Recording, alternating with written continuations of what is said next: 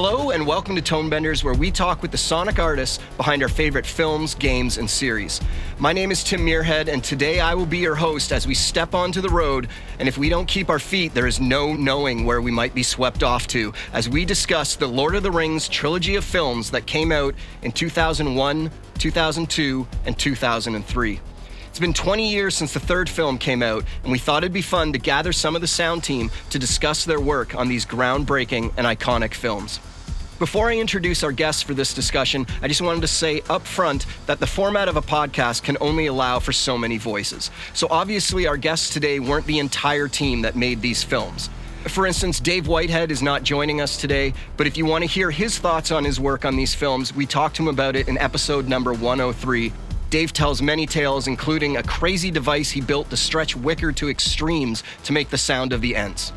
But let's talk about who we do have with us today. This is a fantastic panel, and let's get the ball rolling. I'm excited.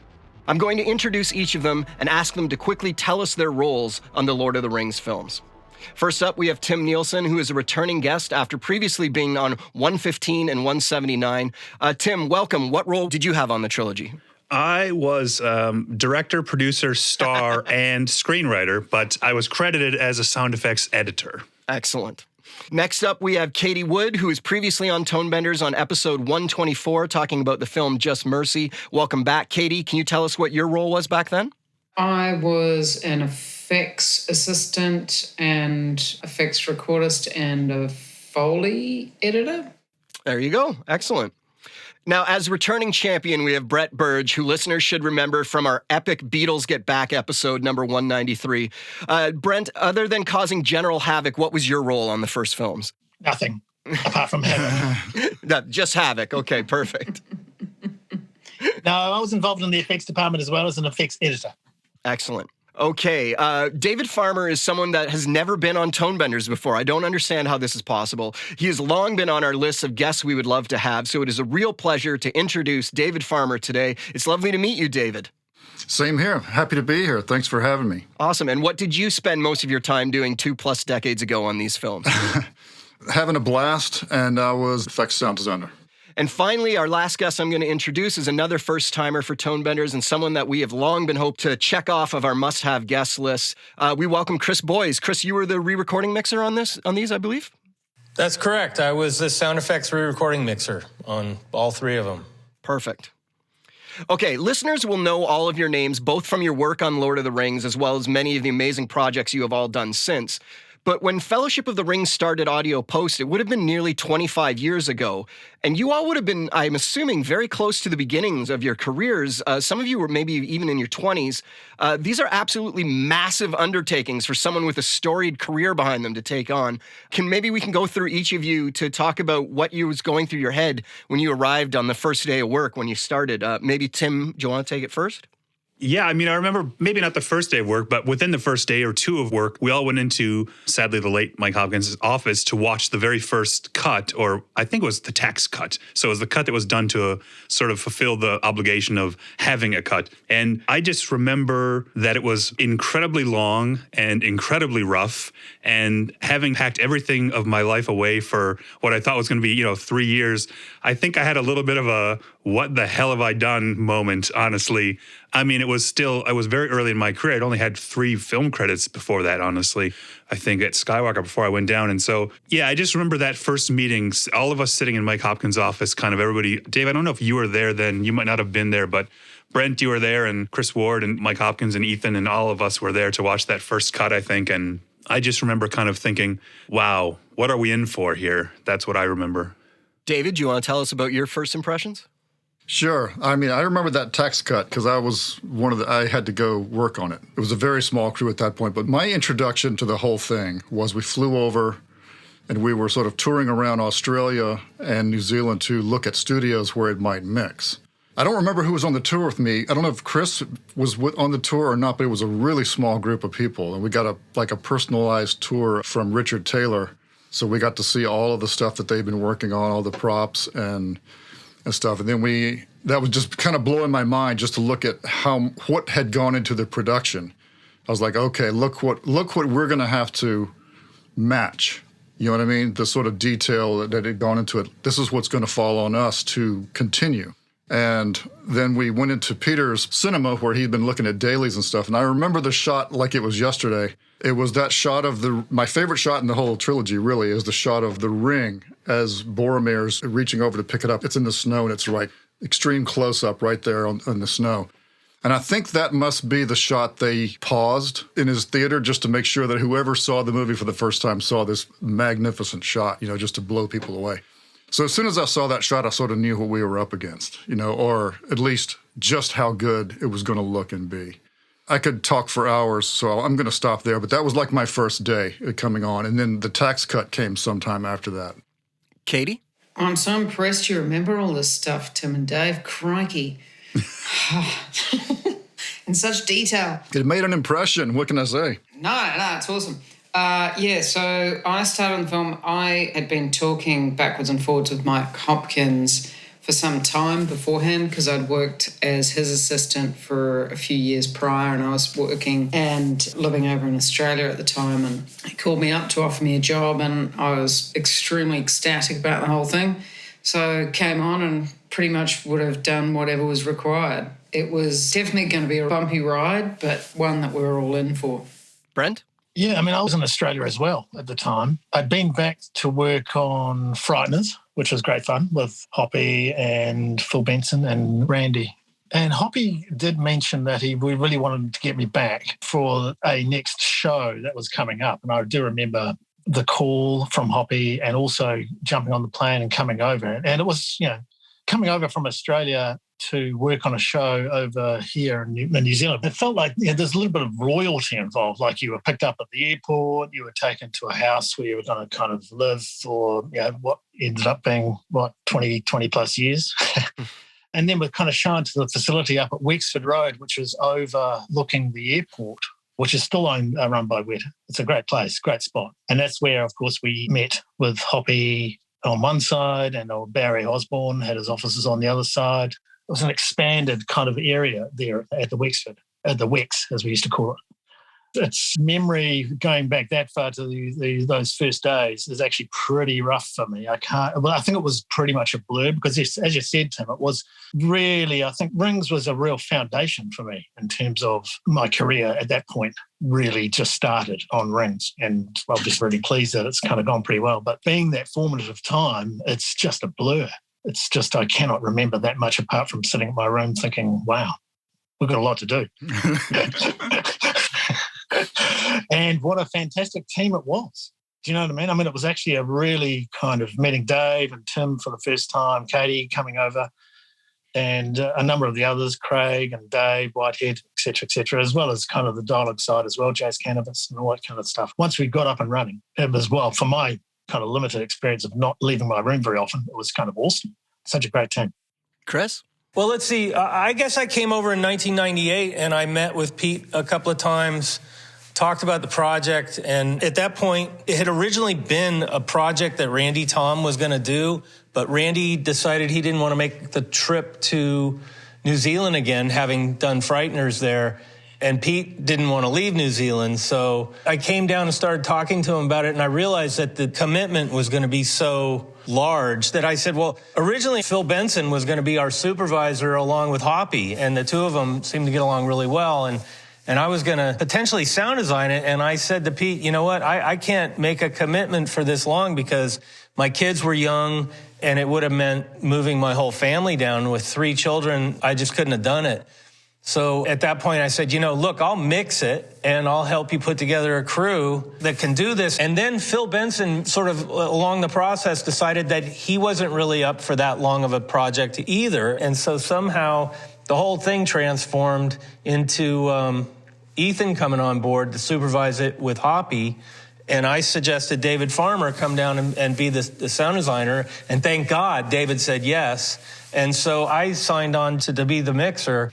And that trip that you mentioned, David, that was you and I and Barry and a bunch of folks because the studio at the time didn't believe that we could pull it off in New Zealand. They adamantly did not think we could do it in New Zealand, and they only felt that we could do it in a large facility somewhere in Australia, if not LA. But Pete had never intended to go anywhere other than New Zealand. And so we traveled around Australia and listened to all these rooms. And that's what I was telling you earlier is I brought down a couple of things that I'd mixed at Skywalker and played it in all these rooms. And I could never hear my mix. And then I went out to the film unit to where they had mixed Frighteners, and they put up my mix and I played it, and instantly there was my mix. And unbeknownst to me, Pete had never had any intention of working anywhere else, but I told the studio, the only place I can do it is out here in Wellington at the film unit, which is in the lower hut. So that was an original kind of entree into the world where it was forming the crew, really kind of 2-3 years before we really got going. And then, of course, David and Tim and Ethan and Brent. And by the way, Brent, I met you at Roger Savage's place on that trip to Australia where you were working for Roger. That was the first time I met you. Me too. And then I pretty much stepped away, and all these guys took over and started doing all these incredible recordings. Katy was like kind of doing everything, and Hoppy was just this flurry of activity who had this just amazing heart and amazing energy. And by the time I came down to start pre-dubbing, this whole world had developed between the time that I first met Pete 3 years earlier and the time that we actually sat down and start mixing. Well, and Chris, you actually offered me, when you were going to sound design it, you asked me to come down as your sound design assistant. And then like 3 weeks later, you came into my room again and was like, yeah, I'm not going to do that film after all. And I was just completely crestfallen for a month after that. And then Ethan came to me and asked me to come down as an effects editor ultimately. But yeah, I mean, it was the highest and the lowest of my life were within like 3 week period when you were like, asked me to go down to New Zealand and then basically said, yeah, no, I'm not going to do that anymore. And that was just, remember. God. I'm sorry, Tim. I'm sorry. No, it was fine, but it's fun. It was just, yeah, I remember that. Like, I remember the day that you came into my office to tell me that you had decided you didn't want to commit to 3 full years and all this stuff. And yeah. Well, I remember when Chris mentioned it to me too, because I actually had gone by Chris's office or studio just to say goodbye one day. And we were chatting, and he's like, I got this film, I can't do it. I had been doing a bunch of design with Chris on films like Armageddon and Con Air and stuff like that. Previously, we had a pretty good working relationship, and Chris said, I've got this film, I can't do it. It's called Lord of the Rings. Would you have time? And I knew that Peter Jackson was doing it, and I loved the Frighteners. It was so hard for me to contain my excitement because I didn't want to tip off Chris to make him think he might want to reconsider doing these 3 because I was like, oh my God. I'm like, I it was just like I was all in from that moment. I was all in. So it made my career. Really, I think I had been doing sound design about 8 years at the time. And at the time I thought I knew a lot more than I knew. Now I know what I didn't know at the time. But it was so much fun. Yeah, I remember that moment. And also another little tidbit about that studio tour. I found out some years later that some people at New Line did not believe us when we had said that the film unit was the best theater. They thought we were just capitulating to Peter, sort of kissing his butt. And I said, no. The truth was we actually thought it was by far the best studio to mix in. It sounded the most like the ranch, like Skywalker Studios. He's like, oh, well, I'll have to tell them that. At the time, as you recall, we didn't know the politics of what was going on. We just got taken to Australia on this whirlwind tour. It was a lot of fun and met all these great people, but that was really true. We had no idea. It was unknown to me, the politics of what was going on. It was just like you say, David, we instantly, both of us, just like, well, this is where we have to mix. I have to throw in one quick memory, which is, Chris, when we started pre-mixing, I was one of the first ones, if not the first one, to sit on the stage with you. And day 2 of the pre-mix, we blew up the subwoofer so bad that parts literally flew out the front of it in the film unit. I don't know if you remember that. But I think his name was Ian, who was the tech on the stage. But it was like within the first couple of days, we were mixing some huge scene, and we heard this pop, and literally a little metal piece flew out the front of the subwoofer, and we just literally destroyed the thing. So as much as we love the film unit, I don't think it was quite ready for what was coming. No, that was Ian Bidgood. Bidgood. Yeah. But as you recall, Tim, when I went down there before, when Phil was going to be involved, and this is when David and I did the tour in Australia, I said, yeah, we can mix it here, but we can't mix. They had an Atari analog console, and they had dubbers, film dubbers. And I said, well, this is never going to work. And so Phil and I put together this white paper of everything that they needed to do to build out to give us the ability to mix the film. And Pete went out and bought it and put it together. And who was our chief engineer back there? Brent, John Neal? No. John Neal. Yeah, John Neal built Neal. that facility, rebuilt the facility, keeping the sound of it. Because you remember that the Park Road Post has a coffin shape, and the original coffin shape came from the film unit out there in the lower hut. Right. And it was a great sounding room, but it wasn't technically up to what we needed it to do. So we bought a Euphonics console, and we bought the DA88. Everything moved to MMR8s. Oh, yeah. MMR8s. MMR8s, which Brent and I spent many a night until 4 a.m, conforming one by one, 8 tracks at a time, every single night as they kept changing picture. Yep, same. Yeah. Yeah, that's right. Hey, that was great fun. Hey, so what was the disc that did they have the Euphonics out at the unit? Or was it only at the film, it was only at Park Road that they had the Euphonics? No. We had the Euphonics at the film unit. Yeah. Oh, the film unit as well. Right, okay, wow. Yeah, and then it got moved in bits to Park Road. I remember that. Hedgie was next door pre-dubbing on the old Atari, doing mix updates and whatnot. Yeah. Isn't that right, Katie? That's if we remember to take our drives out. Well, a huge 9 gig drives or something? Yeah, I think like that's that. right. Yeah. It was insane. All I know is every reel had about 27 drives, I think, for the mix. I think across all the different dialogue, Foley, effects, every reel had 27 drives or so. I remember that because we were outside of A. We had moved into like double A or something for the naming scheme. Oh my God, it was so complicated back then. And how big was our crew? I mean, I think there was about 30 assistants and editors. On Fellowship? No, not anywhere near that on Fellowship. By Return of the King, it was that big, but Fellowship was a small crew, about 12 of us total on Fellowship, probably. Oh my God. You guys never got a day off. No. Brent and I literally were there till 4 a.m. most nights. I mean, during in the final mix, I remember, the stage would wrap and we would just get started and we'd have to conform all those things out there. Well, do I have to walk past Dave Farmer's kind of V collection of... One of the best memories from the whole project was still David Farmer, who thought that a can of V had less calories than a can of Coke until he realized that a can of V had 3.5 servings per can. And I remember still his reaction when he realized he had drank about 4 or 5 of them a day for the previous year. I remember one day where I had like 3 of them in one day. God, that stuff was delicious. Oh man, it was so good. And people don't even know V is like Red Bull, but from New Zealand, basically. Or I don't know if it's New Zealand, but Australia, or somewhere down there. But it's like an energy drink. It was before the energy drink wave hit the U.S. It was like energy drink over that. Because I remember over there, I was like going, man, we got to get this stuff over here. But I remember one day I had like 3 or 4 of them in one day, and I had some pretty serious palpitations. That was not a good day. But man, that stuff was good. Oh. We should let Tim ask another question. We're going to ramble on for the next 2 hours. Yes. No, I'm happy.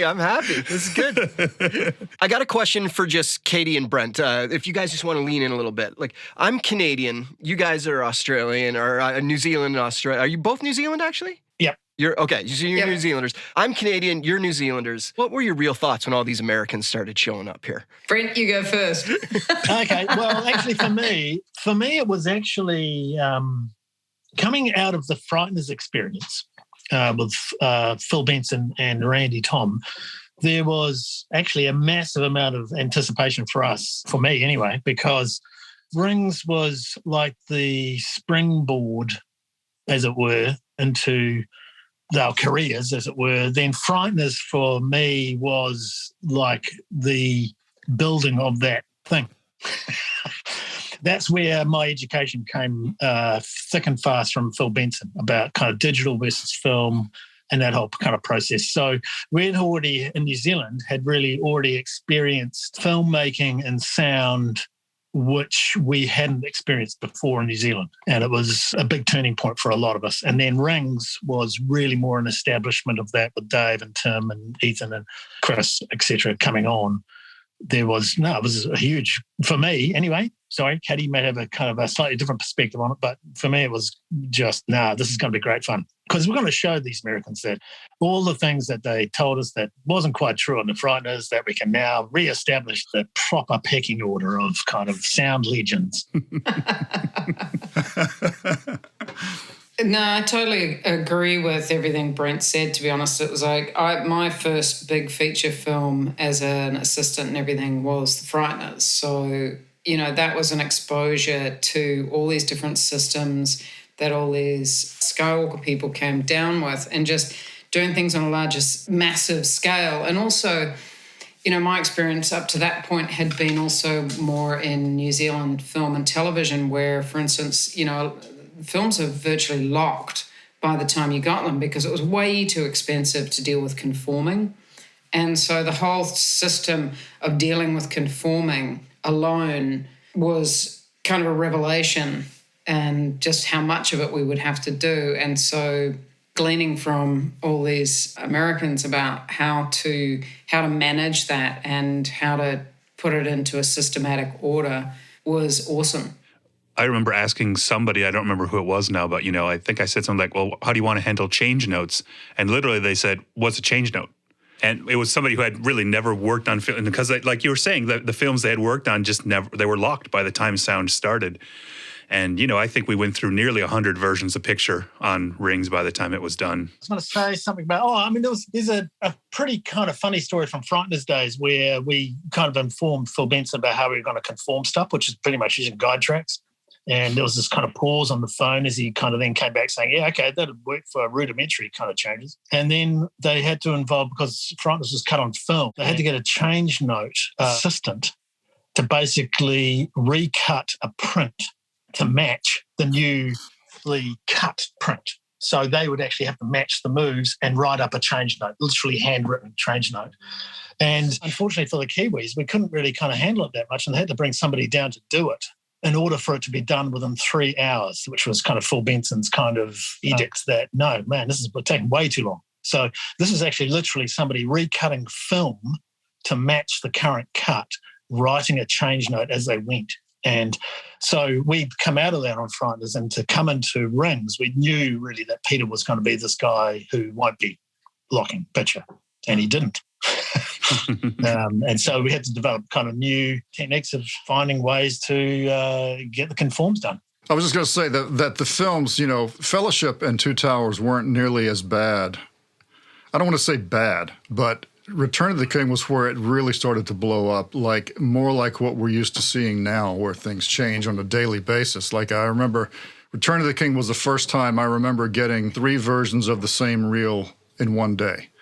And before that, the updates weren't nearly as bad. They were a little bit more traditional, but at the time we thought, wow, this is a lot of changes. And they were, but not like what we're used to seeing now. But well, each of the films, I think, got progressive. I wasn't on Two Towers, but I think, there was a fall-on effect because he was shooting all 3 at once. So even though Fellowship got out of the way and a lot of things for Rings or, Return of the King was pushed back very late because they were still finishing Two Towers and all of these things. And so, I just remember when I went back in 2003 for Return of the King, how much the crew had grown. That's when it was out to like 30 people, and there were a ton of editors and a ton of assistants because it was needed, because, things were changing so fast on that. And I really came on only for 2 months at the very end of the mix, pretty much, or very close to the end of the mix. But that was chaos for sure then. Much different than how Rings started. Rings was busy, but controlled. Return of the King was just really nuts. That sounds like the right trajectory, as I recall now. And the one thing that I always felt each time I came down there, I sort of felt like, as hard as everybody was working, I felt like we were just really gifted this opportunity, because no production working in California would have given us the resources that Peter afforded us, or the size of crew, or the amount of hours that we worked, or the amount of hours that we mixed. No other production would match that level of people power and mixing time and design time. And you guys were going out to do these wild records all over the place that other productions never afforded us that kind of luxury. And as hard as we all worked and as many hours that everybody put in, we were allowed to do that at the same time because Peter said, yeah, whatever it takes, let's get it done and let's not cut any corners. And that is kind of the hallmark of, in my opinion, why it became the track that it did. I keep telling people the last 20 years, whenever people talk about it, I'm like, one of the greatest assets we had was time, like you're alluding to there, Chris. You know, we had so much time, and we don't get anywhere near that these days. And something else that I always thought contributed to the way the track sounds is typically you assign a reel to an editor, and that person handles backgrounds, everything in the reel. And we've never done that. I don't know if you guys are doing that in New Zealand now, but all the way through King Kong and the Hobbits, we didn't do that. We sort of assigned tasks, like Brent handled all the weapons brilliantly, and Tim took care of all the backgrounds, in addition to other things, of course, but all the backgrounds for Fellowship. As far as effects go, and, I sort of like selfishly took a lot of the fun stuff. And I didn't just make sounds for it. I actually never really made a library, which is kind of weird for design stuff. Everything I built from scratch. Like, even if you look at the Mummakill sequence and stuff like that, if my sessions even existed anymore, you'd see that they point to like the source files, like the source recordings, not even like cleaned up things, So I built everything one by one, every breath, every piece of it. So I'm getting a little bit long-winded, but this is all part of what Chris was talking about, is time and money and resources going into it. And we also had Stone Street and all these great things to record at that Peter owned, where we could go record in the sound stages, and we just had free reign, and it was just fantastic. And not just the sound stages, but the Wrights Tunnels and the Macro Cemetery. I mean, there were so many locations close to Wellington and places in nature that we could go, and there were just so many opportunities to record. And, the house graveyard that Chris Ward and I recorded all night one night, and there were just so many opportunities, and it was so easy to record there. And like you said, we had the time, and we went on so many long day trips just recording streams and waterfalls or whatever. I remember going to record the glowworm caves with somebody. I don't remember who that was. But that's what I was going to say. I think it was you and I, Katy, wasn't it, that went out there? Katy was probably at most of those records. I just remember you were doing everything. Yeah, it was awesome. It was so much fun. Why would I miss out? It's funny because as I forgot about that lateral cutting, as the mixer, it drove me nuts. And Brent knows, on Avatar, I came in and I said, we're not doing that. I can't stand it, because what happened... I do want to say, though, Fellowship was not actually cut that way for the most part. Return of the King was very much, but Fellowship, Brent and I took full reels. I mean, yes, we cut wider than that. We cut categories for certain things, but we also did divide those reels into, like Brent, you had 3 or 4 reels, and I was responsible for 3 or 4 reels to put it all together before the mix. But by the time Return of the King came around, it was very much one person's doing horses, Hayden's doing horses, one person's doing this. I remember showing up on Return of the King, and one of the things I was tasked with was doing a bunch of the Mount Doom stuff because nobody had sort of taken it on, and it was like 2 weeks before it was supposed to mix.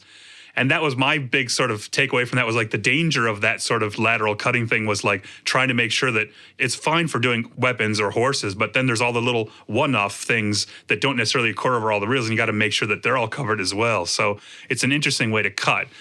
And it's great for consistency. I have to say, Tim, what you did on Mount Doom to this day was one of my favorite things to mix, because you did such an exquisite job. It was so amazing. But the challenge for me with the lateral cutting is that you guys stayed in your lane until you got your lane finished, and then you started to bleed out into other lanes. And so I just had so much material. And that's why I was like, this lateral cutting is great for all of you guys. But as the mixer, I was overwhelmed with material. And there was a lot of sort of, well, I did a version of that, and I did a version of that. Oh, I've got a version of that. It was a challenge. Oh, I'm not claiming it was efficient. And I know it drove you guys nuts. I'm just saying that it leads to a common thread sonically, like Brent's weapon cutting and stuff like that. And, I've cut, everything with the ring wraiths or the trolls or the Balrog or the Mummakill or the wraiths. I basically cut those scenes, so there was a thread. The reason I do that is because I'm never quite done with the design. It's always evolving all the way to the end. And I'm never happy with it until I had to eventually just let it go. But it's like I know what it's supposed to sound like from the other reel, so I was like could transfer it to each reel that I was cutting it in. Yeah, no, Chris, I am not claiming it's the way to go. No, I'm just saying it's one way to go. it is one way to go.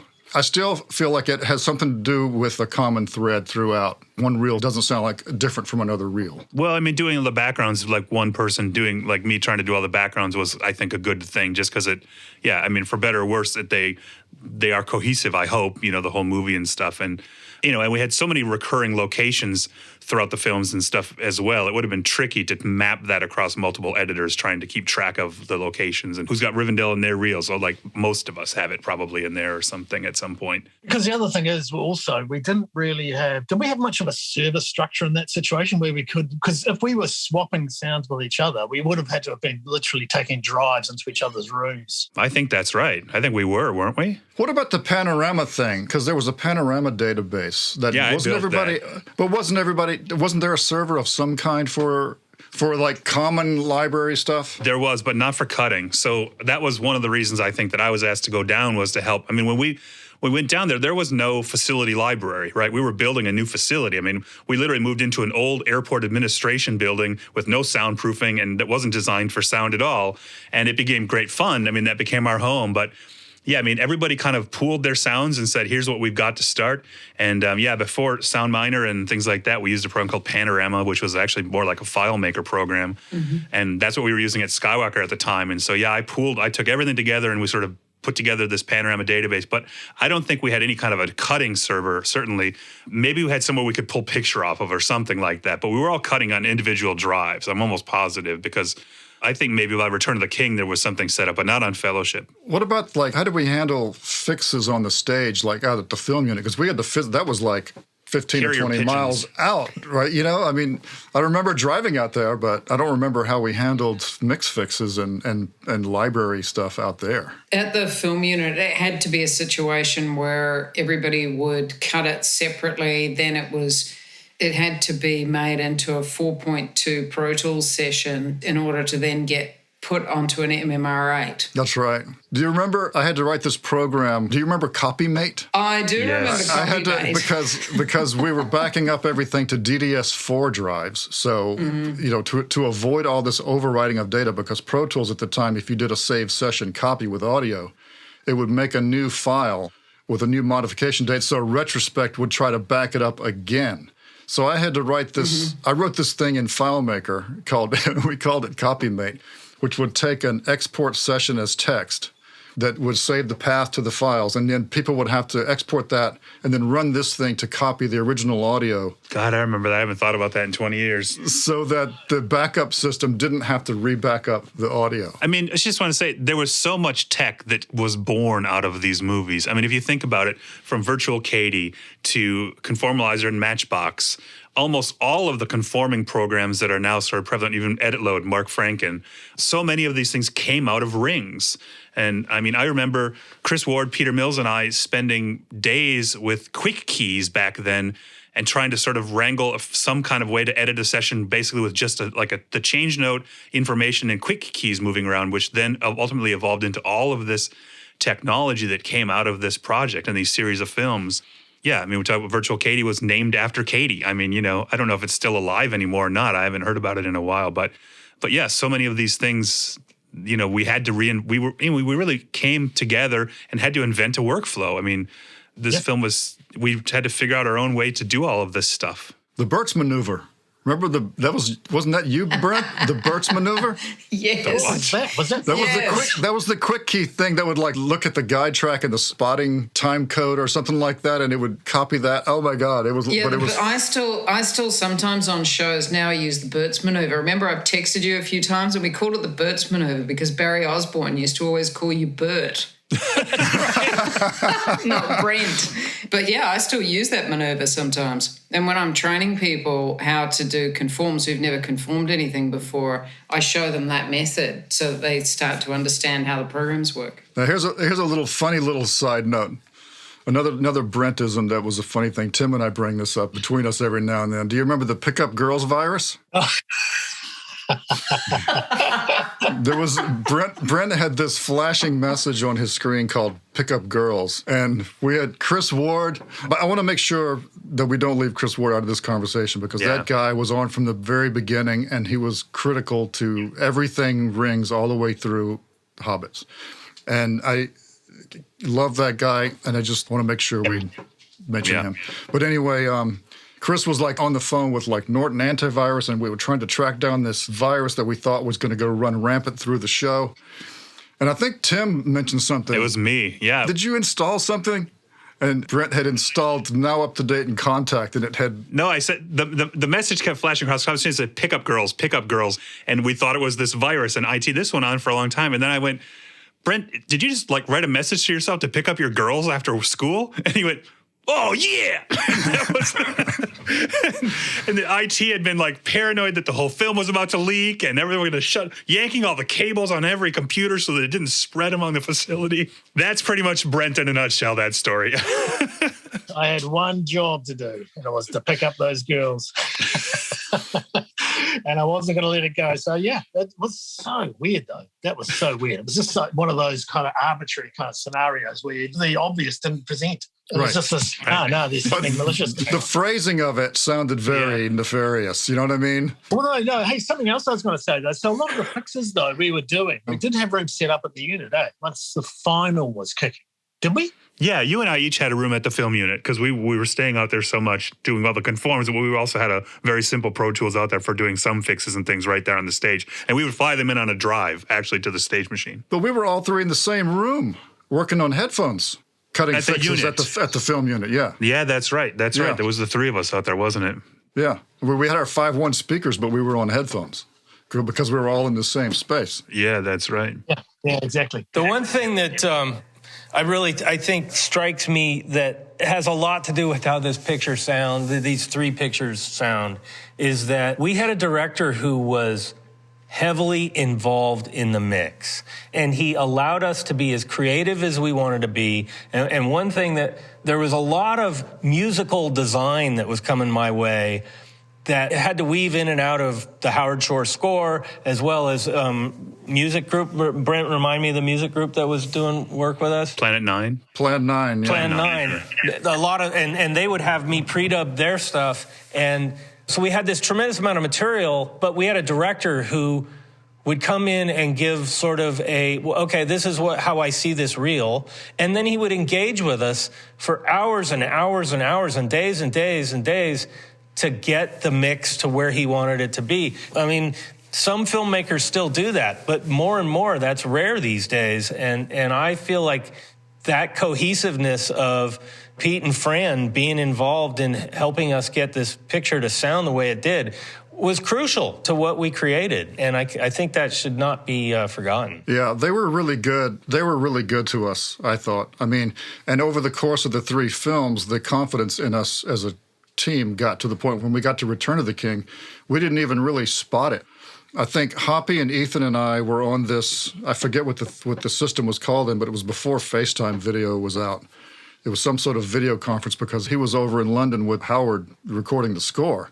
And then we would go through reels really quickly over this video thing and sort of quickly spot it. And we got some good ideas from him, things that weren't quite obvious of what to do in the show. But it wasn't like we sat down and spotted the whole thing at the beginning. It was almost spotted it at the end. Tim, you were asking them about us, but I want to say something about them, because when we got over there, I was super impressed by just how versatile all the Kiwi sound people were. Like, they could all do everything. They could cut effects, they could mix, they could go out and record dialogue on set. You know, I still don't know how to do that. You know what I mean? So I'm kind of a specialized animal, but they had such a vast skill set that it just sort of blew me away. I'm like, wow, what an amazing community of talented people we're landing in here. Yeah, absolutely. Yeah. I kind of knew that, having spent a lot of my life there working with Kiwis before I started working on this film, but not in the film world. That is the Kiwi spirit. And that's why I knew that if anybody could pull off Lord of the Rings, that it could be done in New Zealand. That's the Kiwi spirit. They know what's the job? Let's figure out how to do it. And everybody's a specialist, but everybody's a handy person at the same time. And it was such a great place to be at that time because all of the Kiwi population was also into the films, knowing that they were coming. Like we were all building this thing. It was a community effort. Like when we go over to Stone Street and record stuff, it wasn't just the effects department going over to record effects. Dialogue department, everybody came over. Like, remember the time we went over and we had like 2x4s with bottle Metal caps, shoes, yeah. Scraping across for the Moria orcs. Everybody was involved. Everybody that Yeah, I wanted think to. beer was also involved as well. But, we got so much access around the entire community. People were so open to everything and wanting to participate however they could, whether it was lending us a hot air balloon to record the flames or whatever it happened to be. They were just really into it. Felt like we were on the tip of greatness, or being part of something great. Yeah, well put, yeah.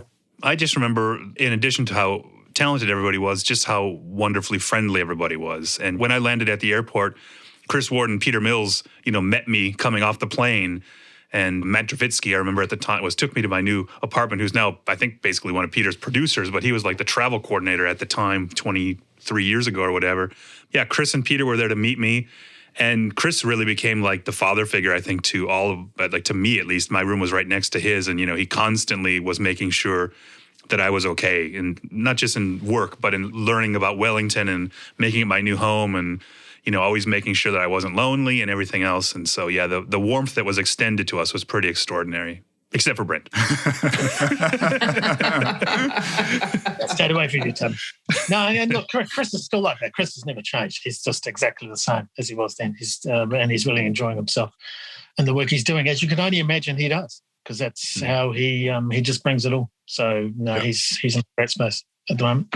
And yeah, it was a lot like that. And also, location-wise as well, we don't have to, even like in Australia, coming over from Australia, working in Sydney, there was no way you could record in Sydney if you wanted to record anything in nature, as it were. Whereas here in Wellington, effectively, you can kind of drive for maybe an hour and you're in the middle of nowhere where you can do great recording out of Macra for the Macra Cemetery for anything we were doing there, arrows and bits and pieces, but also just heading over the hill to the Wairarapa to record horses, or and the openness around it meant that a lot of that stuff got achieved and recorded reasonably quickly and generously.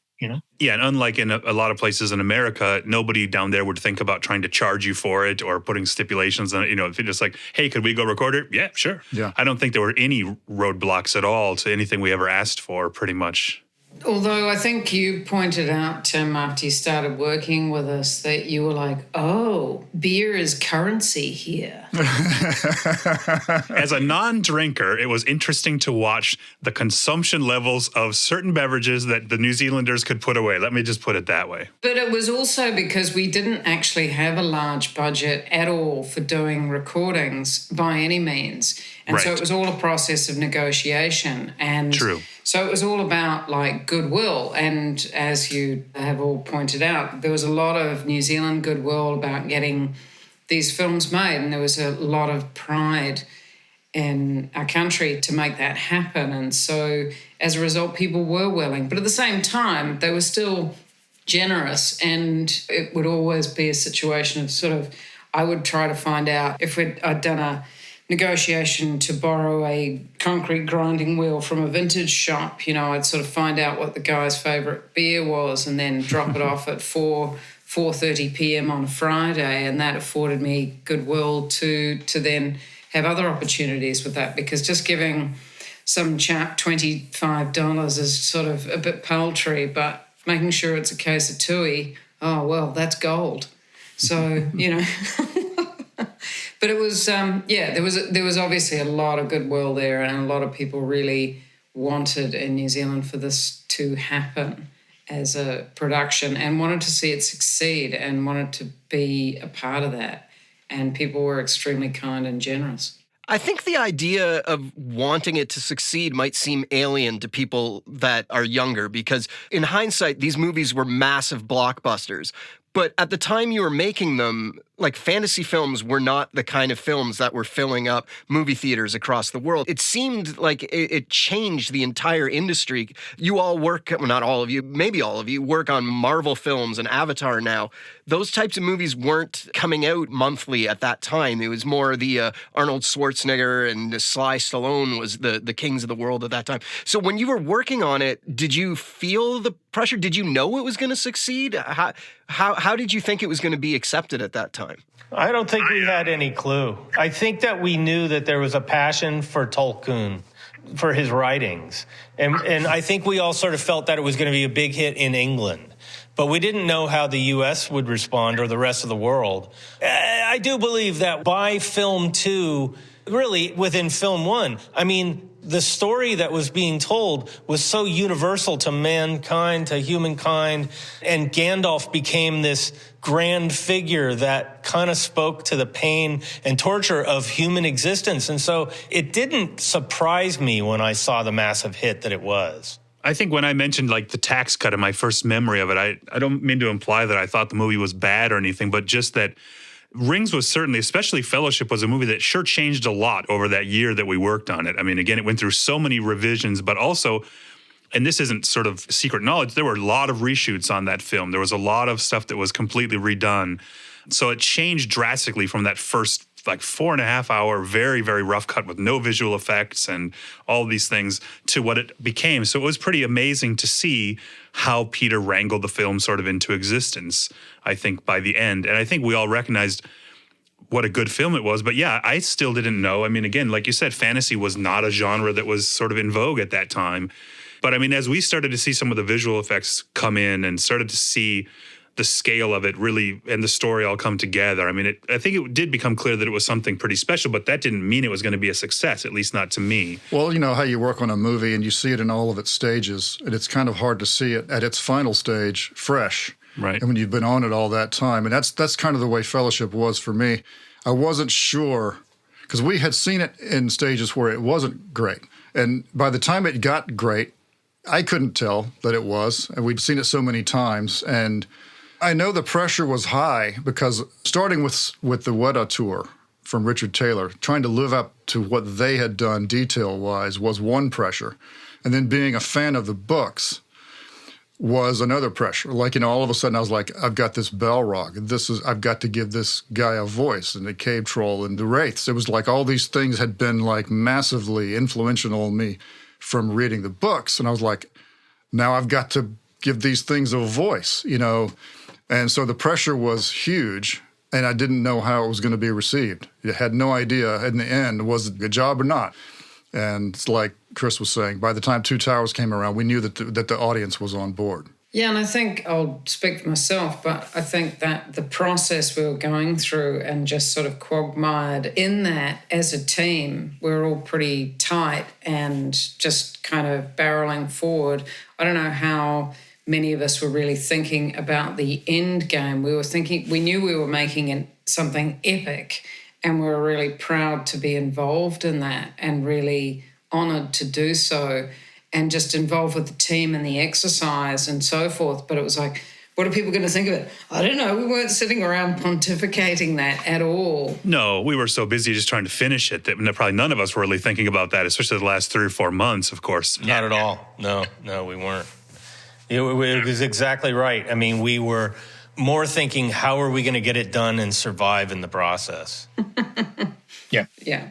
I think coming from Australia, it was interesting in Australia, there was talk of people's involvement in Australia, and it struck me at that point that I don't think anybody in Australia had dealt with anything on this scale. And it was just one of those things which was therefore a voyage of discovery for me throughout Fellowship especially. But it was that fact that we were all as a really tight team here, and there was no question about confidence in each other's work either. It was all very much the way it came together was on epic scale. It was so awesome to hear some of that material, like the Balrog and the Cave Troll sequence and the Muirhead cage and all that kind of thing was just at a scale I hadn't kind of experienced before, and was just absolutely delighted to be involved in. Yeah, I mean, it was funny because this film was so much, I think, for all of us, like film school on so many levels as well. Like, I was very early in my career. I know, Dave, you had been doing sound design for a while, but nothing at this scale. and maybe this level of responsibility that you were tasked with. And Brent, I mean, you had been in the film a long time, but again, this was something unique that it was completely new. So we were just, at the same time we had this huge job, we were also kind of inventing our own process the entire time and figuring out, it's sort of like somebody mentioned this sort of handyman reference, and that's what it kind of felt like. We're like, oh, something's leaking today. What do we do? We're like, well, we could do this or this or this, and everybody would dive in and figure out a way to solve it and then move on to the next problem that was inevitably going to come the next week or something. And just the facility and Chris Winter figuring out all the IT things over the years in this old airport building that had holes in the walls in certain places and whatever. It was just from day one, it was like problem solving. There was no sort of structure preset. We invented our own process for the entire film, especially Fellowship. And that was fun and daunting at the same time. Yeah, we've all sort of discovered ourselves along the way here. Nobody had been doing it so long that they had a preconceived notion of what it had to be. We all had a certain sensibility about what we thought the threshold should be, but we didn't quite know creatively what that was. And we were just sort of pushing every day to try to make sure that what we were cutting was going to stick on screen. My old tricks I had been using before that didn't work anymore. You know, I had to sort of reinvent myself because of the style of just piling on, layering a bunch of stuff together did not stick on screen anymore because what Peter was putting on there was so realistic and so refined that I had to basically start muting things and just pulling things back to make things sound real. Do I remember rightly that Pete at one point was saying, because did we have much music reference when we were cutting effects? No, I don't think we did. I don't think so either. And I do remember vaguely Pete saying, no, that's all going to happen in the final. And that's all going to get all the material in from the effects, going to get all the dialogue in, we're going to get the ADR in, we're going to work out which, ADR or dialogue, production dialogue, which was done for the entire film, so as far as I'm aware. And music will be landing at the same time. So then that's when the fun starts. That's when we're going to mix this film. I was thinking about that earlier today, Brent, just what you're saying. And I think that was a direct intent that Pete had. That I remember him saying, I don't want you thinking about the music when you're cutting sound effects or when you're sound designing. I don't want you thinking about the music when you're pre-dubbing, because he really had this notion that he wanted everybody working independently, doing their greatest stuff, and to bring it all to the stage and then figure it out in the final mix.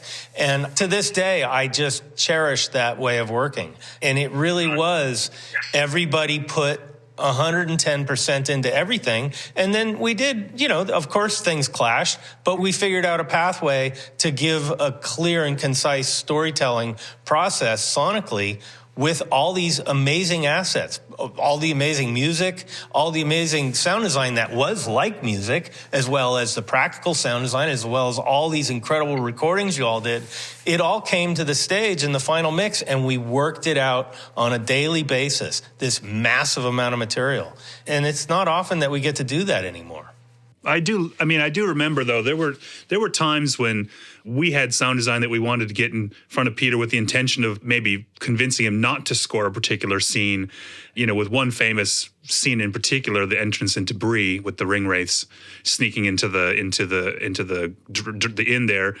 And, Brent, you and I had cut up, and Dave, the three of us had really worked on that scene a ton, and we had really worked up a really cool, creepy, pretty much a full track for that whole scene. It was very quiet, and I remember the day we heard the score come in, and it was this huge, operatic, just massive piece of score. And, I think we'd even tried to sort of figure out if we could get that in front of Pete before that happened, because we were all fearing that. And then in the end, I know, Chris, on the mix stage, they were able to pull out some of the music, and we were able to carve out a part of that scene and everything.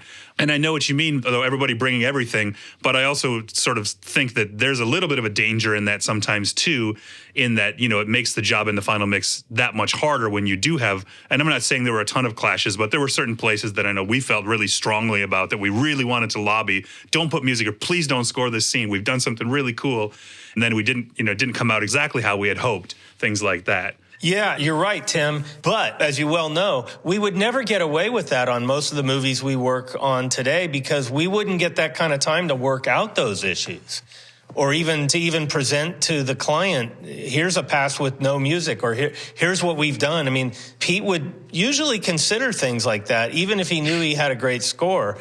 And we just don't get that opportunity anymore with the schedules that we have. thank God that Pete ultimately heard the effects and decided, he's like, oh, that's great. Let's take some music out and let's have it do this and really have this dramatic shift from this huge score to very quiet, then back to the full score.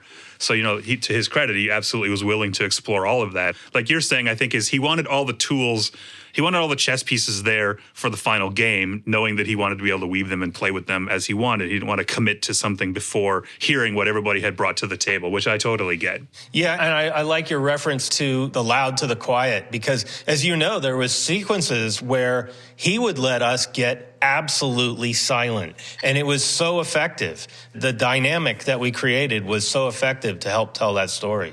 I think there's another great thing about Pete as well, which is that I think that environment is helped by his lack of, this is an absolute kind of thing I cherish about Pete, and that is his kind of lack of, not judgment, but that he will not judge you for what you present. He may tell you, right, no, I think I like this and I like this, but I don't really like that.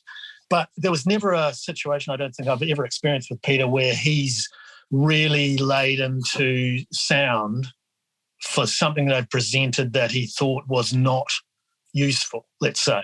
He would always kind of accept it, talk about it, talk through it, and work out what he wanted to use as opposed to what was a music say. But there would never be a whatever you call it, any of kind of abusive behaviour on his part to the sound team about presenting something that he thought was not what he wanted. He would just explain it away and then would kind of move on. That's so well put, Brent, because what that creates is that it allowed all of you as sound designers and editors to really get creative and really do some amazing stuff that you might not have done otherwise, because you knew that even if Pete didn't like it, he would consider it. And if he didn't like it, he'd say, okay, interesting, but I want to go this direction. But nobody would be sort of abused, as you say, for taking it in a direction that he didn't want to go.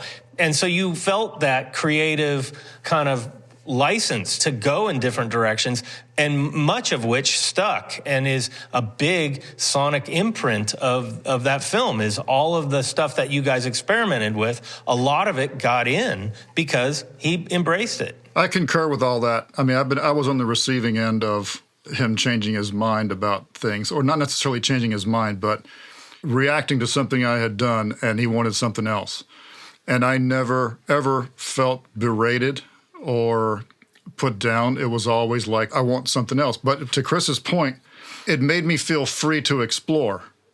I wasn't ever afraid to present something, even if it was pretty wacky. I wasn't afraid to play it because I knew that he wasn't going to rip me a new one. If he didn't like it, he would just change direction. That's the beauty of it. He also gave us the freedom and encouraged us to invent things. He wanted to hear what we would bring to the table. He didn't want to say, use a tiger, use a this, use a that.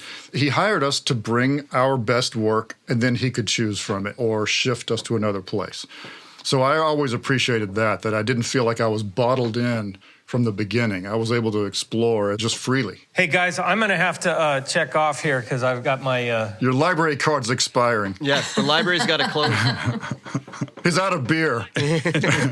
Well, we could go on all night, and you should. And we could go on forever. I really appreciate being involved in this. Thanks for joining us, Chris. I appreciate you going through the effort to figure out a way to join us, even though your roof was ripped off your house. All right, everybody. I love y'all. Great love to you see too, brother. Love you too, Chris. See you, Chris. I was wondering if maybe we could go through with each of you and pick a favorite scene or something that you worked on that you thought turned out really well or something like that. Katy, maybe a recording session that you thought went really well or something like that. If you all want a moment to think about it. I can't decide on a single thing. I mean... Yeah, I don't have a favorite. I certainly had a lot of great recording sessions with Tim here. And we went to all kinds of places, took him through a paddock with a bull in it. I was like, no, it's fine, it's fine. We remember the petting zoo that we went to where the turkey poked a hole in my Zeppelin. And that little duck followed us around the entire day. I know, and wouldn't stop. We were trying to get twitty birds, and there was this bloody paradise duck squawking away. Followed us all day long. We'd chase it away and had come a thing back. For you. I think it had a thing for you like that bloody camel did. The camel, yeah. So much recording. But I still remember there's two recording sessions that just off the top of my head that I thought were pretty funny. So one of the first time, I think it might have even been the very first time I recorded with Dave Farmer and Tim Nielsen here, was we had access to Wellington Zoo quite a bit. I'd struck a bit of a relationship with them and they were super into it. Like I was saying earlier, it was people's goodwill. It certainly wasn't anything I necessarily instigated, but people wanted to be part of it. And so we got to record, we were around the back of the zoo but with these 3 lioness cubs, although they're like, 350 pounds or whatever they are. And we're around this back area as they were cleaning the main enclosure, and the 3 of us were standing there. And Dave, Tim and I had not worked together much before or anything like that. I think it was one of the first sessions. And suddenly we're all sort of standing there and these lionesses just sort of pacing around and they're not really doing anything. And then I guess at a certain moment, all 3 of us just glanced down at our equipment, and we're standing behind just a chain link fence at this point. And we're in a narrow enclosure, probably only about 2 or 3 feet wide at the back of their enclosure. And suddenly one of them just leaps for us and just goes rawr at the 3 of us, because we all looked away. And I think the only thing recorded was the sound of the 3 of us squealing. Anyway, that was pretty funny. But then the other one that I remember was Hoppy and Ethan coming to me when we were doing Return of the King, and there's the whole scene where Minas Tirith is being destroyed, and that Hoppy and Ethan had played Peter a sequence that they'd done of all the big chunks of Minas Tirith getting flung back onto the army. And apparently Pete said something to the effect of, and I don't know verbatim or anything, he'd said something like, well, what does it really sound like when a large piece of concrete hits the ground? And so they were like, oh, okay. It wasn't that Pete didn't like what he was played, exactly as to attest to what Dave and Brent and Chris was saying before. Like, Peter was just like, oh, well, what would it sound like if we did this? As against, I hate what you've done or anything. And so then Ethan and Hoppy came to me and said, could you organise this? And so then it was kind of, oh, how do we drop concrete from a great height? And I had a friend who worked in special effects, and he told me about a bomb release that they'd used that are used in aircraft as a manual situation. So a bombing aircraft can actually can be manually released, and the same technology was used with the flooding scene in the very first film by the special effects department, and some Americans had brought that over. And so he was like, we could do that and release concrete ballast blocks that are used in construction to hold. Like, if you have to lift up a very heavy load with a crane, you need a ballast on the other side so the crane doesn't tip over. So they're large concrete blocks with steel reinforced cables through them. So he was like, we can get some old ones of those and just sort of basically drop them from a great height with a crane. And he was like, do you know a crane? I was like, actually, Justin Webster has a crane. And he was, at the time, one of our effects people, and his father ran a company. Anyway, so it all goes on like this. It could ramble on a long time, but it's kind of hilarious. So, yeah, basically we started dropping these 2-ton concrete blocks in and made this crater. And it was recorded up the wazoo with buried microphones and all sorts of stuff to get these recordings. And they were multi-channel recordings. It was all very detailed. It was a pretty hilarious recording that involved basically, I think, the entire sound team. And It was a lot of fun. And it was all basically because Peter just turned around and said, so what does it really sound like when a concrete block hits from an enormous height? And all of this chain of events happened, which involved so many people and so many people contributing. Nothing like a bit of destruction in the afternoon. Yeah. And that was actually just to follow on, because that was one of my most enjoyable experiences cutting, because cutting it, we almost used single elements, which were not like, if anything, there was, say, 2 or 3 elements played together from the same recording, because if you added anything else to the sound, it changed the sound of them hitting. So we had these geophones and we had kind of material from the top, but in the end, it was actually cut with very little of those recordings because they just nailed the sound. That was the sound of a large piece of concrete landing on the ground. That was great fun to reinvent. Well, not reinvent. I'd never really cut kind of weaponry before, so it was all a case of learning off our esteemed colleagues here and getting advice from them, and then working out a way of putting it all together. I think probably the enjoyable thing for me was being able to present LCR material to the stage, because there was so much detail in the kind of weaponry that to literally turn up with a large amount of mono tracks or kind of just built tracks to then try and work out colour, which you can these days with colour coding and even just kind of virtual mixing, kind of getting the panning done. I was allowed to start using LCR. And what that enabled one to do was get just more detail.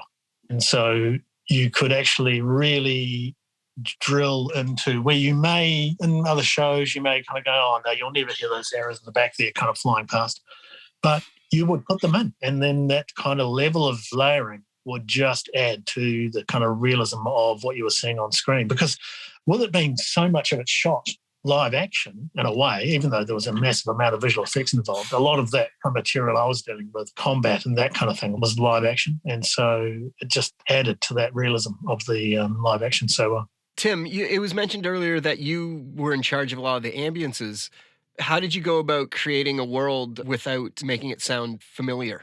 It has to sound somewhat familiar. I remember spending so much time just trying to figure out that balance of, because Tolkien meant for the books to feel like England, his hometown. The Shire was meant to be a small rural area in England, and so it had to sound like that. So it was a lot of just finding the right pieces and just all of this balance. I mean, you were asking sort of maybe the things we're proudest or something. I mean, I think for me there's two. One was Mount Doom, just because that was the third film. I wasn't involved in Two Towers. I had gone back to the States. They invited me to come back for 2 months on Return of the King.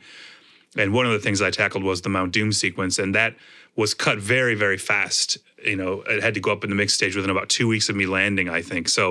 And I think almost all of my best work has been stuff that's been done very, very quickly. So that was just it was one of those, there wasn't time to think. It was just start. And so it was very instinctive. That holds a special place in my heart. But for me, in the first film, my favorite thing, which was something I was working on for a long time and I couldn't figure it out, was I knew in Rivendell, in the scene where Aragorn and Arwen are saying their goodbye, basically. And it's this really stunningly beautiful nighttime scene. And the books had always referred to the streams in Rivendell as sounding like glass. And so I tried for months trying to figure out how to make this sound of glass water, wanting to do something really special for that scene. And I never got it right. And then one day there used to be a plugin called, what was the old noise reduction? Dinner. It was this terrible noise reduction plugin that artifacted within like 0.1 second of trying to use it. And one time I was sending, I don't know what I was trying to do, but I was sending some crowd walla through it, and it artifacted in this perfect way, and it sounded like glass water. It started doing this warble, and like that was the perfect sound. And anyway, that's one of my favorite scenes in all of the movies. Kind of like Dave's talking about the visual shot of the ring with Boromir, which is also my favorite shot of the whole trilogy for visuals. But the sound of that Rivendell nighttime scene, to me, because it's light music, it's pretty music, but it's this beautiful and yet very sad scene, and the sound of the streams and the sound of the birds and stuff. That's one of the moments that I just thought came out sort of just perfectly for what I wanted it to sound like anyway. So, David, you were in charge of a lot of the creature vocals, I believe. Mm-hmm. Did you want to talk about how you came to some of those? Well, that's a big topic. Yeah, that's kind of like it's from the very beginning. I wanted to avoid the usual suspects, lions and tigers and things like that. So in the end, tigers got used a lot because you can't avoid them. They're just like the raspiest, nastiest, most powerful thing. And they're used in the cave troll, they're used in the Uruk-hai and in the wargs. And who knows, I can't remember everything else. But as components, or a bit in a piece throughout. Like I say, it's too big of a subject, but I can tell you that the features I had worked on where I had done creatures before rings was layering things up, working on a synclavier, playing too many keys at once, it's kind of a mush. And when I got to Fellowship, that was, I was like, well, I gotta try what I know. So I was trying all of these sort of techniques, but nothing was sticking to screen. Nothing was living there, So I had to go back to basics and just start paring back one thing at a time. And the thing I was worried about when you have that many creatures across a trilogy, and creatures are coming, if you use up your entire pool of sources, because there's only so many sources of animals in the world, really. So you have a finite bit of material to work with to try to make all these things. So I was very careful to try to not use everything up in the first movie, leave myself some material for other shows. So it came down to like trying to play one thing at a time, just one element, not layering anything together, just kind of going, okay, this is going to be a horse, this is going to be a lynx breath, this is going to be a tiger, and not layering things on top, and just had to pick things that fit the screen. But I think the things that probably got layered the most were the wraiths, which was one of the things that wasn't going the way Peter wanted, and quite frankly I wasn't really happy with it either, but I hadn't reached that point. So as we were reinventing the wraiths, I decided to play him like 5 different versions, like just one thing, 5 different, completely different flavors. And he heard one thing he liked, which was a piece of a girl's scream that I had stolen off of a 3/4-inch video from a TV show I had done way a long time ago. So I only had one scream and also didn't have the rights to use that. So we couldn't use that. I'm like, well, I can't really use that. I'm just trying to find a sound you liked. And he's like, well, Fran can scream like that. So we got Fran in the studio, and she screamed her lungs out, blew her voice out after only like 4 or 5 screams, because a person can't scream that hard. So I only had 4 or 5 of those to work with over the course of the trilogy. So I had wound up recording myself doing inhale screams and pitching those up and layering that, and then also a little plastic squeak from a towel rack we had in the house at the time. So there was just a mixture of stuff like that. Not a lot of dry ice and on metal, but maybe a little bit here and there. So that's kind of how the wraiths were the most layered thing. Everything else was pretty much one thing at a time. Well, and I think like in the cave troll sequence, the cave troll had to be that way because it's such a dense, elaborate scene. I remember, because I helped doing a little of that cutting with you on that scene and stuff. And it was, it would go from a very specific small piece of the tiger for the attack and then into something else for the long pain thing and then something else. And yeah, they were very clean, all the vocals in that scene. And I mean, I think really we did a pretty good job keeping the effects pretty clean through the whole movie, knowing the density of what could have been. We had to keep it clean because it was just, even though you have these scenes and the first time you were using computer graphics to generate the sound of 1,000 orcs in the shot, you couldn't try to reproduce the sound of that. You had to figure out to keep it much simpler. But yeah, I mean, I think all the creatures in the rings sound so clean versus, a lot of the other stuff that we had heard before. And even since, they're very focused. And that gives them a lot more character because the single pieces get to do so much more than being muddied up by other pieces blended in with them. And which is I find all the time in my creature work, I kind of coin generic screaming monster when you just layer a bunch of things together and it all just sounds the same. And it's so hard to do well sometimes. Well, one of the tricks I talk about in other interviews and stuff is trying to make things easy on the audience. You don't want the audience to have to work or lean into something and go, well, is that sound for that or is that sound for that? For instance, like if you had 2 wargs on screen at the same time, you couldn't use a wolf for both of them. One would be a wolf, one would be a tiger, or one would be a tiger, the other one would be a lion. And then your ear just works it out without any effort. You know what I mean? So you're trying to make things easy on the audience so they don't have to struggle, and it's because that takes them out of the experience, even if it's just for a brief moment.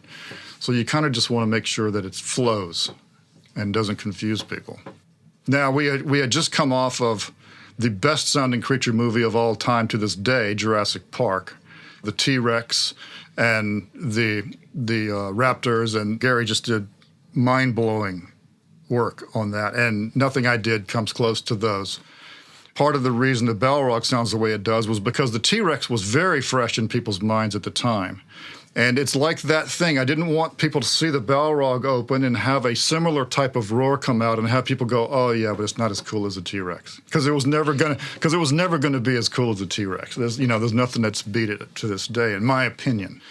So it had to be something completely off to the other side where people wouldn't even in their minds, and for me, compare it to the T-Rex, even in a brief moment. But again, like Gary's stuff, the T-Rex is literally one recording of one sound. Mm-hmm. I mean, it's not even, I don't mean it's not designed, but it's chosen perfectly. But it's like, again, Gary also didn't layer 5 or 6 sounds. He never has in any of those things. So it keeps it so clean sounding. Well, the Raptor has a little bit of layering, like it's got the walrus and the dolphin and stuff. But yeah, I just didn't want to have a roar because I didn't have any roars that were as cool as that T-Rex roar. So I didn't want it to try to be a T-Rex and fail. Well, I thought it was pretty successful. Got to say, when he blasts, man, it's so cool. And it's unlike anything I'd heard before. So, and it just, as you say, you chose exactly the right material for what was on screen because it did. It just kind of made the old hair stand up on the back of the neck.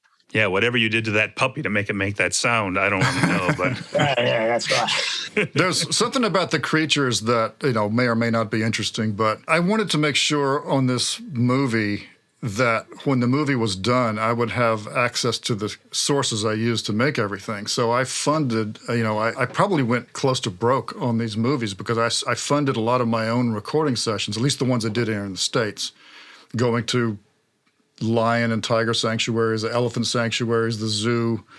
I paid people out the wazoo, off the clock. So I did this outside of like billing hours. So I would have all this material that I owned, as opposed to the production paying for it.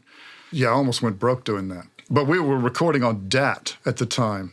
You go to a zoo and record on DAT, you're recording all day, waiting for something to happen. Then you got to come home and load it real time and then hunt through everything looking for little nuggets of things. And it's just like, forget it. So glad when sound devices and disc recorders came along. Saved our lives. When I think back to the trilogy, I get really nostalgic, because it was such a great experience. And the films are one thing, but what I miss the most is the people and the crew and Wellington and getting to go out into restaurants and bars and stuff. I didn't really take part into bars all that much until the third film when I finally had my sort of senior year where I had a pretty good time. But the rest of the time I was pretty much nose down working. But it was such a beautiful experience and just the absolute best place if you've got to go work away from home. The Wellington is just the absolute, I can't imagine a better city. It's not huge, but it's got everything. very walkable. Yeah. And the people were just, I feel like I met a bunch of people that are like my old high school friends that I feel like we can, even if we don't talk for 15 years, we can just have a beer and pick up where we left off. It's been fabulous. I mean, we haven't mentioned nearly enough names in this interview, all these people that contributed to this thing. There's so many. Yeah. Yeah. I mean, for me, it's like we've been talking a lot about the film and the work on the film, but those are things that only really I'm remembering because we're talking about them. But when I think about the projects, I don't think about the work at all. I don't think about the recording sessions, but I think about the lunches at the Chocolate Frog and the Chocolate Fish. And I think about Craig Tomlinson taking me out into the bush in his 4x4 truck and driving me around and going to Chris Ward's house where he made crepes for me that were like astonishing, And I remember the people. And Dave, you and I had met. I think we'd known each other in the Bay Area. Turned out we only lived 10 miles apart from each other, but we really didn't know each other before. We both were sort of found ourselves in this other city. And of course, there's rarely a day that goes by that I don't talk to you at some point or say hi and chat or something, And but like you're saying, like Brent, it's been at least 10 years since I've seen you, and you're looking a little old, I have to say, but but no, I mean, it's weird to think back on that time I turned 30 there when I was in Wellington, and it's hard to think that it's been that long and how many of the memories are sort of falling away, but all of the fun memories are of the people and the experiences and the fun that we had because, forget the work. It was a lot of work, but we had much more fun than we suffered from the work, I think. Well, that's a pretty good note to go out on, I think. Thank you very much, everybody, and hopefully we run into each other again. See ya. Cool. Thank Thank you. everybody. Bye. Take care, everyone. Bye. Yeah, you said. Wow, that was a really fun talk to be a part of. You can probably hear it in their voices, but everyone just had a massive smile on their face for the entire interview, as it was obvious they were enjoying spending time together and reminiscing all those memories. Thanks so much to all. I feel like I could grab an entirely different set of 4 or 5 people from those films and do another podcast based on their memories. This episode was edited and mixed by Yanni Caldas. Yanni is a sound designer with a focus on immersive storytelling for video games. His past work includes sound design, implementation, mixing, dialogue management, quality control, editorial, and music editing for AAA and indie game projects. He is also an active field recordist. Yanni's work can be found at www.amnesiasound.ca. Thanks, Yanni, for helping us out. You will be getting a copy of the amazing sound library, Sonic Springs, from Katrina Amsler. You should go pick up a copy for yourself, listeners. On behalf of the Lord of the Rings crew, my name is Tim Muirhead. Thanks for listening to Tonebenders. Tonebenders is produced by Timothy Muirhead, Renee Coronado, and Teresa Morrow.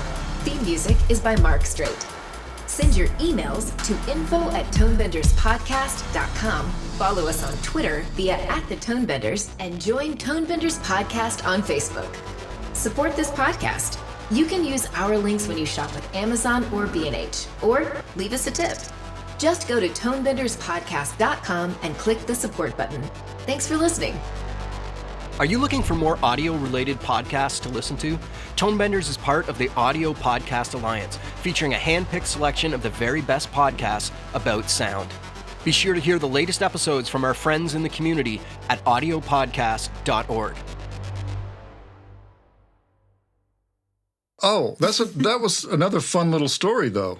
Do you remember in Fellowship when we had to have the entire party clapping in time to the music to the party? I do remember that. It was hilarious. I had Howard Shore's score on my laptop, and I was playing it over my headphones, and I was clapping and having everybody else try to clap in sync with me, so that we had this massive. It's a great sounding recording.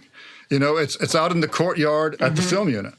Yep. And we had people walking around, so that the claps were at different distances from the microphones. And I think, Tim, you might have even cut this. I can't remember who cut it into the movie, but I thought you cut it. I cut it, yeah. So it sort of landed in perfect time with the party. Nobody had to go in there and cut in individual hand claps, and they all had the density. And anyway, it was fun for me anyway. I don't know if anybody else remembered that. Yeah. They had nice slaps off the courtyard, off the buildings and stuff, so it had a nice presence of sound.